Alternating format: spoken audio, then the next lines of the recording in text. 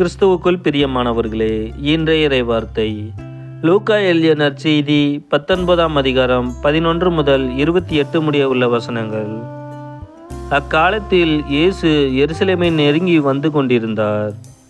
அவர் சொன்னதை கேட்டுக்கொண்டிருந்தவர்கள் இறையாட்சி உடனடியாக தோன்றப் போகிறது என்று நினைத்தார்கள். அப்போது இயேசு மேலும் ஒரு உவமையை சொன்னார்.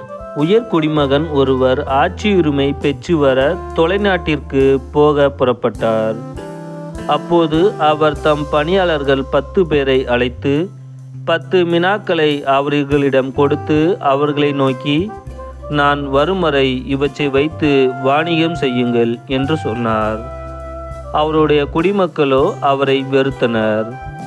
எனவே இவர் அரசராக இருப்பது எங்களுக்கு விருப்பமில்லை என்று சொல்லி தூது அனுப்பினார். இருப்பினும் அவர் ஆட்சியுரிமை பெற்று திரும்பி வந்தார். பின்னர் தம்மிடம் பணம் வாங்கியிருந்த பணியாளர் ஒவ்வொருவரும் ஈட்டியது எவ்வளவு என்று அறிய அவர் அவர்களை கூப்பிட்டு அனுப்பினார். முதலாம் பணியாளர் வந்து, ஐயா, உமது மினாவை கொண்டு 10 மினாக்களை சேர்த்துள்ளேன் என்றார். அதற்கு அவர் அவரிடம், நன்று, நல்ல பணியாளரே, மிகச் சிறிய பொறுப்புகளில் நம்பிக்கைக்கு உரியவராய் இருந்தீர்.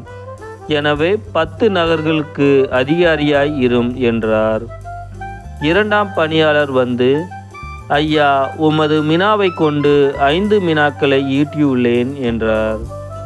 அவர், எனவே நீர் 5 நகர்களுக்கு அதிகாரியாய் இரும் என்று அவரிடம் சொன்னார்.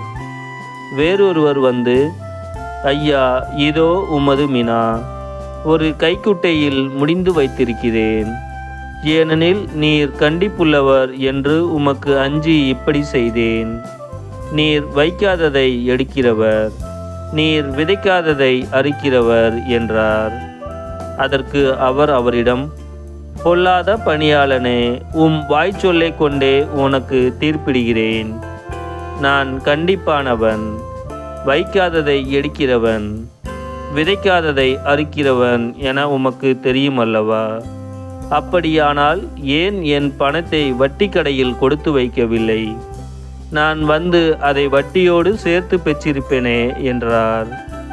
பின்பு அருகில் நின்றவர்களிடம் அந்த மினாவை அவனிடமிருந்து எடுத்து 10 மினாக்கள் உள்ளவருக்கு கொடுங்கள் என்றார்.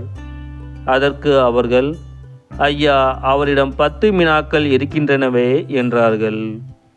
அவரோ, உள்ளவர் எவருக்கும் கொடுக்கப்படும், இல்லாதோரிடமிருந்து உள்ளதும் எடுக்கப்படும் என உங்களுக்கு சொல்கிறேன் என்றார். மேலும் அவர், நான் அரசனாக இருப்பதை விரும்பாத என் பகைவர்களை இங்கு கொண்டு வந்து என் முன் படுகொலை செய்யுங்கள் என்று சொன்னார். இவற்றை சொன்ன பின்பு இயேசு அவர்களுக்கு முன்பாக எருசலேமுக்கு புறப்பட்டு சென்றனர்.